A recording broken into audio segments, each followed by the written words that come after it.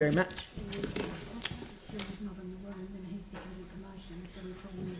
Oh, Sarah's seconded it.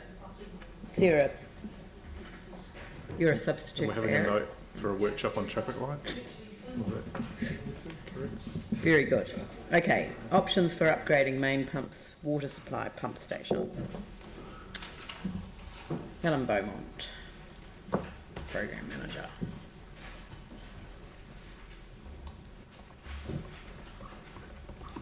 Good morning.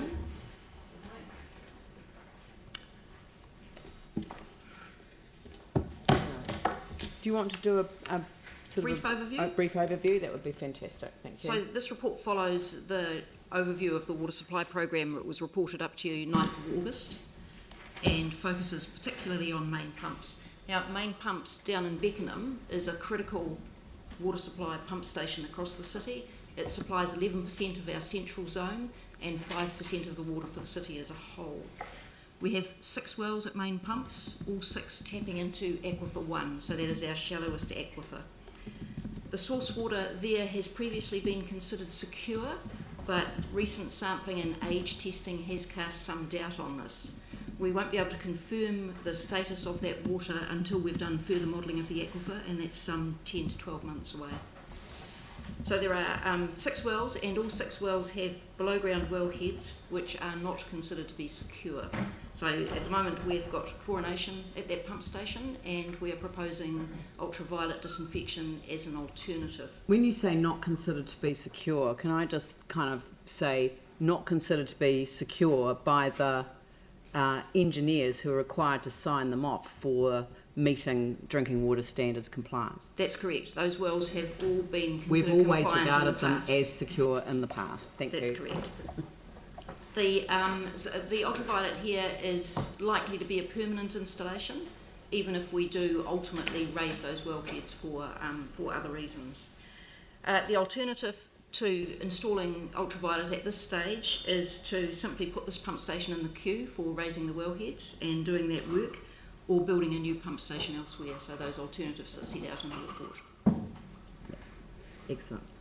All right. Okay, questions. So Yanni, Phil. Thank you for the report. I was just trying to understand, so in terms of history for Christchurch and what UV treatment actually addresses. So I think I've had the response back around protozoa, that we've had no recorded instance of protozoa, and UV is an effective treatment for that. UV is treatment effective against bacteria, viruses and protozoa. Right, so that's what I wanted to ask. So for the non-protozoa bacteria and viruses, how many times have we detected those in our water supply? I think there's been 1 detection at main pumps in 1 well. Over what time? Oh, well, looking back over the last 5 years. Right. Which is the relevant period to consider. So in terms of value for money, we're effectively spending a lot of money on something that's happened once in the last 5 years. We are required, if either the source water or the wellheads are not regarded as secure, we are required to put in a disinfection barrier. So to comply with the New Zealand drinking water standards. So that is a requirement, regardless of the third criterion, which is what you're talking about. It's the detection of E. coli in the water. So there are 3 criteria that we have to satisfy, all 3: the source water, the wellheads, the security of the wellheads, and then the monitoring of E. coli, so the absence of bacteria. If you look at the drinking water standards, they are based on a risk basis, and this certainly drops the risk quite significantly. It's another barrier basically to anything happening, so it gives a surety, but it also has the added advantage that it doesn't add anything to the water. The water comes in the same as it goes out, except it's got all any potential bugs killed. So just in regards to, and I think I emailed through the Becker report, so the report that came out from government made reference to there'd been I think it was like an over-reliance on using UV to treat water, which was expensive and for risks that were pretty low. And so I just wondered if you had any kind of feedback around that kind of comment in terms of the value for money in terms of what we're doing here versus putting this money back into actually bringing the wellheads to a secure status by raising them. My understanding of the comment in the Becker report was around ultraviolet disinfection being put in place just for protozoa. We're not doing that here. We're doing ultraviolet for bacteria, viruses and protozoa. So in the Becker report, what they were talking about was supplies that were filtering, possibly flocculating and filtering the water, then using UV and then using chlorination treatment as a residual in the reticulation as well. So they were using UV as a belt and braces approach to protozoa, and that's a relatively expensive approach if you have no protozoa. Okay. And just the final question: if we agree to do this, we're still looking at a time frame of the implementation and then the monitoring, which would be what, about 18 months before we could even get these to be secure? No, we've started the monitoring. So the monitoring's already started. So we're running these processes in parallel. So once we get the UV treatment in, I thought there was a time frame where we had to monitor. No, we do the protozoa monitoring. We've started the protozoa monitoring already. So we will know whether or not there are any protozoa detected in the wells. So just between now and when the UV treatment gets put in, what time frame are we looking at from today, if we agree to do this, to getting these signed off as being secure? I would expect the drinking water assessor to sign them off as secure once we have the plant commissioned and operating. What sort of time frame? Well, the report sets that out. We're We're proposing June, although we will look at bringing that forward if we can. Okay, thank you. Phil. Thanks, Helen, for that explanation too, and especially around it being the shallowest aquifer in the city. But just from what you've just said too, because my question was really one was similar to Yanni's. So basically, although in fact the monitoring has already started, in terms of, but once the UV is in, there's a good chance that the water authorities, the drinking water, will say, look, it does meet the standards. Once the UV is in? Yeah. Yes. And so there won't be any long follow-up testing period required? No, I don't think so. Right. Thanks, Helen.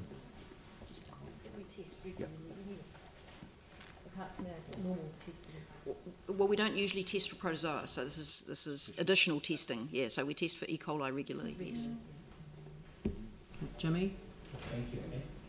But if these are the kind of UV light disinfection has been installed, has been tested, particular focus on the protozoa, successful, whether we consider to extension to some other water supply, the pump station or not? Yes, we are considering using ultraviolet at other pump stations. And we have a number of criteria for considering whether or not we'll put in ultraviolet. One is whether or not they are drawing on the shallowest aquifer, so on aquifer 1, where we may need to add another disinfection barrier. The second one, if the pump station is regularly used, because the ultraviolet light, the lamps don't like being turned off and on, so if the pump station is being regularly used. And then the third one, if we've got space to do it, so that we can put the plant in place. So we're running a ruler across the city at the moment, looking at those options. Also, particularly mention, installation of at least the UV, the kind of the treatment instrument. You will shut down for the 1 to 2 weeks. They're already done or not yet? You need to shut down, close. We'll need to shut down the pump station to install it. Yes. Yeah, already done. No. Or not yet? No. Not yet. Yeah. What is your plan? Because there's a water supply for 11% for the citywide. We can cover that. That's no problem at all, especially if we shut it down in a low demand period through the winter. Okay. Last question. But if option 2, remedial those wellhead, is $1.8 million. That is for all citywide or still just part of the wellhead? For those, it's for all 6 wells at main pumps. That remediation, all 6 wells at main pumps, yes. Okay, thank you. Just a correction on that, it's 11% of the zone, it's 5% of the city. So just to put that into, So 11% of the zone that it contributes to, 5%. So Phil, did you have a question? I wrote your name down. Yeah. You asked it? I was fine. You only had asked some of the other questions I wasn't Oh, right. Okay, that's good. So that's about 20,000 people. Sorry, you mean the 11%? 11% of the zone, because the zone's 5% of the city is 185,000. about... So the zone 8 was or 9. 185,000 people, right? we've got 400,000. They're trying to do the sums. It's about 20,000 people. 20,000. Yes. Yeah, thank you. All right. Brad. Thanks, Helen. Seems to me here that the main driver here is the concern about the Aquifer 1 water status. Can you just talk a little bit more about that compared to some of the other aquifer zones around the city, and what the council's current position has been with respect to the quality of different aquifer water? Yes. So Aquifer 1 is the aquifer that is the shallowest aquifer. So in the west of the city, that is semi-confined or unconfined down to Aquifer 1. In the east of the city, it's reasonably well confined down to Aquifer 1, and Aquifer 1 has performed very well for us. And at Main Pumps, it provides a lot of water. All the previous sampling and age testing for Aquifer 1 at Main Pumps has deemed that water to be sufficiently old to be regarded as secure, but the more recent testing, particularly of the water chemistries, shows some variability, and so we are no longer as certain of the secure status of Aquifer 1 at that site. So it does depend on where you are in the city in terms of which aquifer you're tapping into. The lower aquifers, so 2, 3, 4 and 5, are all regarded as secure, and the age testing confirms that. Aquifer 1 testing that we do, there's things on age, and some of it's showing that it's still 150 years old water. We also look at what is the percentage of water that's under 1 year old, and the drinking water standard talks about 0.005. I hope I've got the right percent. I think I've got the right number of zeros in there. So very, very little, and they do comply with that. But as Helen says, there's been a change in chemistry. Some of it actually has got older since we did a real rigorous testing in 2005. Some of it's got older for some reason, and so they're saying there's enough variability that they're actually re-looking at some of the data and the detail to give us are very clear. Some of it they're saying fine, Aquifer 1 absolutely secure, it aligns with the previous results, there's no change, whatever. And maybe some of this has happened because of changes in the earthquake. You know, you may have had aquifers that have slightly shifted, who knows, and so they're doing a bit more work on that. So we are following that up, and I'm not sure if we've got a timetable of 10 months. Okay. So in terms of taking the approach that we are taking around the city of raising the wellheads, you're suggesting UV because you think there's a potential, though we don't know yet, downgrading of that Aquifer 1 water supply? Yes. And you're saying that we shouldn't, it doesn't make sense to wait until we have those results? Otherwise, we'd have to raise the wellheads. Well, we will probably raise the wellheads anyway, ultimately, but they'll go to the back of the queue in terms of that, because for health and safety reasons and ease of maintenance and all sorts of other things, we will raise them and bring them up to best practice, but we can defer that probably 3 or 4 years. One of the other drivers for putting UV disinfection in is that it is an alternative to chlorination, so we can take chlorination out of that pump station. Okay. Dion, then David.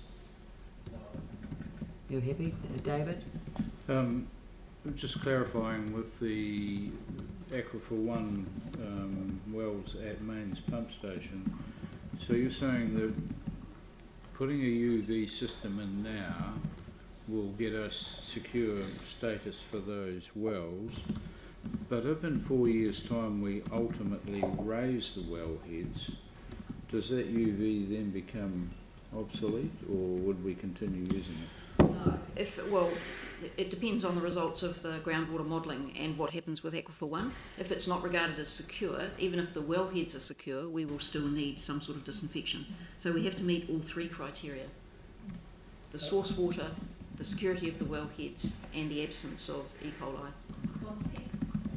All I would say also is that drinking water is based on multiple barriers, so it is another barrier that, in case something goes wrong, it's a bit like the lining up of the holes in the cheese, basically. If you've got all these barriers, change happens, we probably would use that infrastructure until it at least ran out of its useful life. So, you know, I think we would be looking at that because it just is another barrier that gives us assurance. Admittedly, it's getting an infinitesimal risk down to an absolute infinitesimally little a risk, but that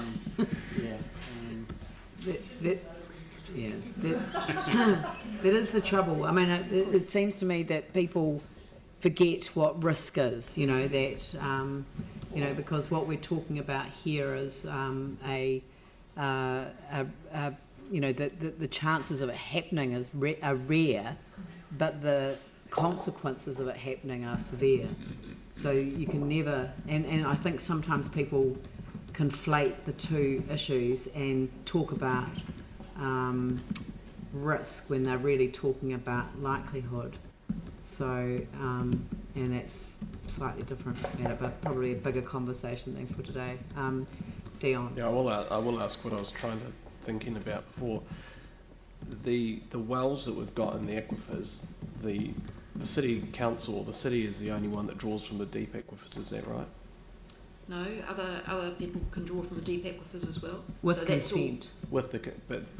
So they need a consent from Environment Canterbury. So do any others have them from the deep wells at the moment, or the deep aquifers? They do. But there's a lot more that will be drawing it from the shallower aquifer 1. I'd have to check with Environment Canterbury what the distribution was, but there are a number of people drawing on the deeper aquifers as well. Oh, I thought they were actually. We are the biggest user of the aquifer system. Yeah. By far. But there are other significant users. There's certainly, into all aquifers, there are other users other than council. Mm. And so I mean, for those shallower aquifers anyway, is there much, well, for the people that are using the other, or drawing water from the aquifer, and they don't have proper backflow measures, is that a risk to us as well? So they are required to have backflow measures, and those are audited as well. And the one of the joys of the Christchurch system is that most of it's artesian. So the water is being forced up, and it's, if you like, it's almost a natural backflow prevention mechanism. All right. Yes, Rev. Yeah, just sort of a follow-up actually. I mean, how many pumps do we have drawing water from Aquifer 1? We have 17 wells in Aquifer 1 from memory. I'm looking at John in case he can remember the exact number, but it's approximately 17 out of Aquifer 1. And sorry? Help yourself. How many pump stations? I'll have to come back to you on that, sorry. Just to give you an idea, they're principally sitting underneath the Port Hills, or alongside the foothills of the Port Hills, because there's no deeper aquifers at that point in time. That's why they're slightly different to the aquifer ones that we decided that we'd do away with in the northwest, because we had alternatives of deeper aquifers. But because of the Port Hills and the way the rocks come down, there is only aquifer 1. So if we decided to abandon main pump station, for example, we would need to relocate it somewhere else, because there's no alternative, my understanding, at main pumps to go down to aquifer 2, 3, 4, because it doesn't exist in the geology at that point. Yeah, so my question was, so those 7 other pump stations, how are we treating those? Those other pump stations? In terms of, are we raising wellheads? What's the status of those? So it's a mix. So at the moment, those are being have chlorine added, and most of them we're raising the wellheads. But when we do the age testing of Aquifer 1, it's not Aquifer 1 in any one place. It's Aquifer 1 moving west to east across the city. So in the west we know it's not secure and that there are surface influences, and we've deepened all those wells. in the east, many of those wells may well comply. So it depends on the age testing and the water chemistry testing as to how much risk there is that they won't comply in the future. So we're looking at that. I can distribute a paper that was based on the 205 results, which shows you the line where Aquifer 1 is considered at that point secure and unsecure, and I have circulated, I thought I'd circulated to all the councillors, but I can certainly circulate that map that gives you that line that shows where Aquifer 1 is considered based on the 205, and so I've got to put that proviso on, and all the pump stations that we've got in Aquifer 1 at that time were secured, apart from the northwest ones, which you've already addressed. So that was known in 2005. We were doing 205. Those were the last time we did a full analysis of age, and we agreed with the drinking water assessor that we didn't need to. Well, we shouldn't do it until the geology had settled down after the earthquake, and that's why we're doing that work. Yeah, no, I understand that. But are you saying that the northwest shallow bores were identified in 2005? Because they weren't brought to our attention until the Havelock North incident happened. The 205, at that time, they were showing no transgressions on E. coli's and whatever. So no, there was no issues raised with those wells. No, I'm not talking about the transgressions. I'm talking about requirement number 1, which is the age of the water, the security of the water. I would have to go back and have a look at those results. There was I thought you said that the 2005 report showed that it moved across the city. There's a line showing of the secure. Okay. It's a physical line, so it's a physical line which shows where the confining layers begin for Aquifer 1 in the east. Right. So that's not necessarily exactly the same thing as age testing and security, but is related. Right. Okay. So, Leanne, I think that from memory that the northwest bore was in the program to be re-drilled deeper, but after Havelock North we accelerated that. Yes, that's true. Yeah. That is true. And that program being signed off by the drinking water assessor, but yes, it was an acceleration program. Yes. So it may assist. I've got the short list of other stations that we're looking at ultraviolet for. So this is a preliminary shortlist and it will change. So some will come off and others will go on. But they include Spraydon, Mays, Redwood, Belfast and Thorrington. So those are, they all have wells into Aquifer 1. All right. Yanni.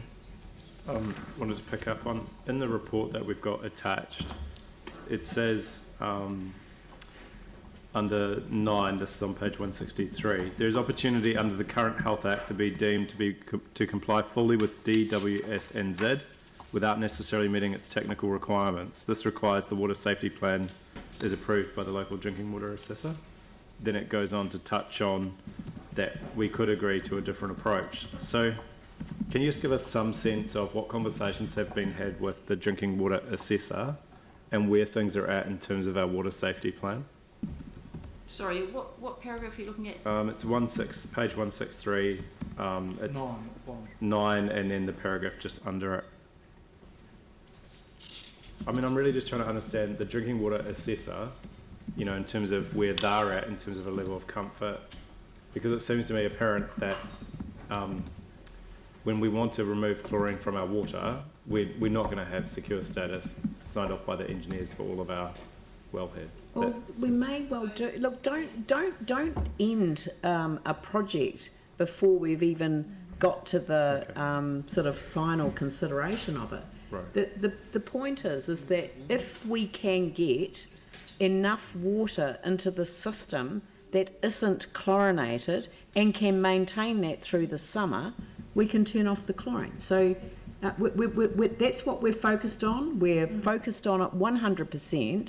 Everyone's giving their all, and I don't think that it's necessary to focus on, you know. Okay, I was just trying to understand, given the level of expenditure, and given you've said that, I think these would go to the back of the queue to be raised to be secure for best practice, and that might be 3 to 4 years. So we're really talking about possibly spending $2 million for you know, 2-3 years. Point of order though, Dave's already addressed that by saying that it actually adds another multiple barrier, which is a good thing. So it's not wasted work at all. Think of the Swiss cheese, it's a really good analogy. So the more barriers we have, the better, the more secure, the safer our water Well, is. possibly, except, and I don't think that's a point of order, that's a point of debate, but, you know, the biggest, one of the biggest Look, risks we can I face just is the not reticulation have network. people arguing with each other around the table? I can manage the meeting myself. So So I can answer the question about the drinking water assessor. So And we the have water a assessor. regular monthly meeting with the drinking water assessor, which is about an overview of the program and raising any issues that either we or the drinking water assessor have with the program and any questions.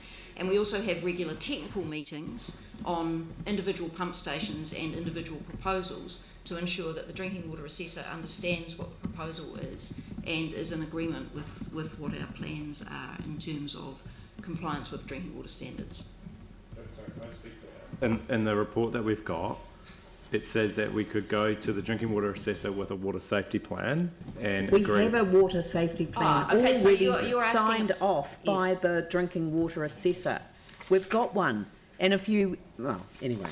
So is It's that all specifically the around pictures the hazardous, the potential for hazardous substances at that site? I don't know what it is. It's just in the summary where it kind of indicates that we wouldn't need to meet all the technical requirements of the drinking water standards. E.g., we may not have to put UV in if we agreed the water safety plan with the drinking water assessor. I'm just trying to understand the likelihood of that. What if there's a process underway to kind of present to the drinking water assessor, here's our water safety plan, and We already here's have. X, Y, Z. The water safety plan is already signed off. We That have a is water the- safety That's plan, one yes. of the many differences, as Helen pointed out in her last report, that between us and Havelock North. Sorry, They didn't have a signed off water safety plan. We Sorry, I'm have. just trying to understand. So if we've got a drinking water, He's taken one If we- line in the report that is attached to support the concept of UV treatment as opposed to chlorination. Oh, okay, so you're talking about the report from the consultant. Correct. yeah. Okay. So that was simply to support the alternative disinfections. It's not to do with what we're proposing at main pumps. Correct. It's a more general statement about an approach. So there's no chance that the drinking water assessor could agree to a water safety plan that didn't include UV. Yes, there is, and that would be to chlorinate. And it would be Or to chlorination. use ozone treatment or some other treatment. But what we're proposing as the preferred option is ultraviolet. So we have to have some sort of disinfection in at this pump station.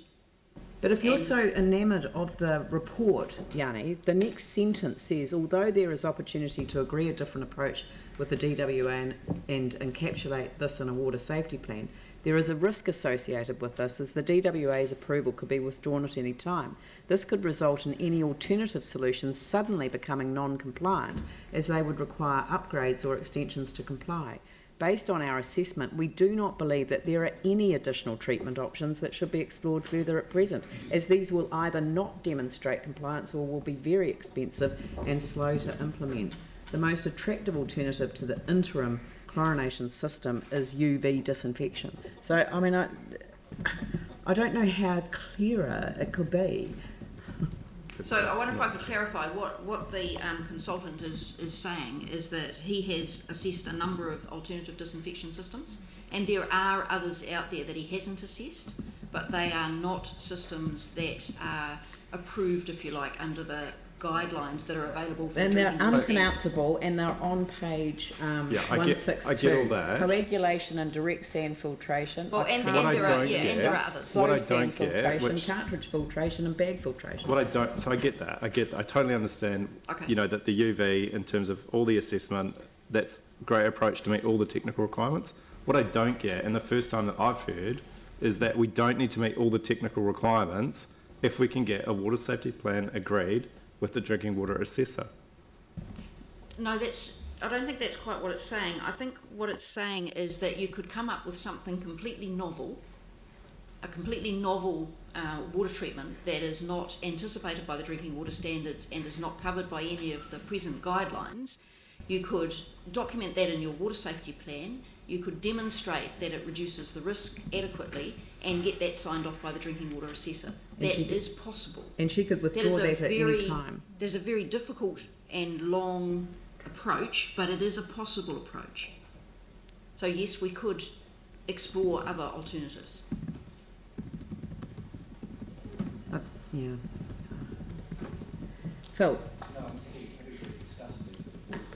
All right, so Anne, do you have another question? You'd like to move it? And seconded by...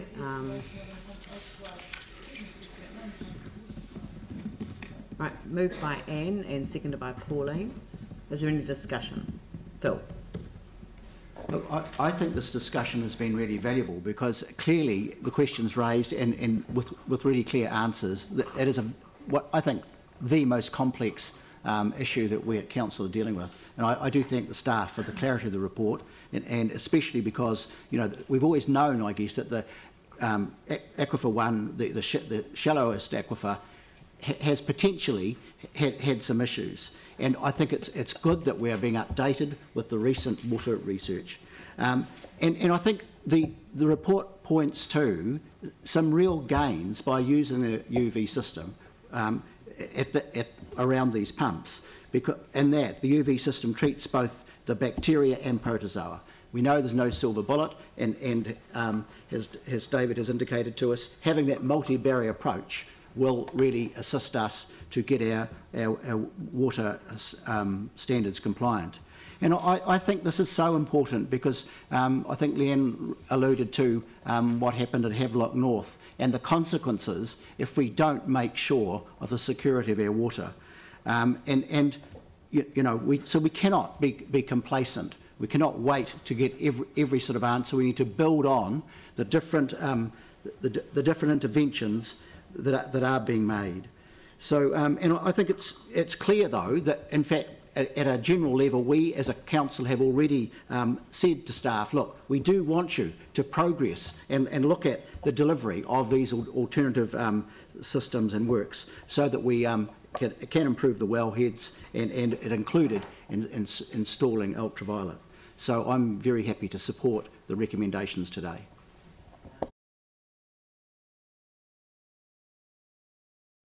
Great.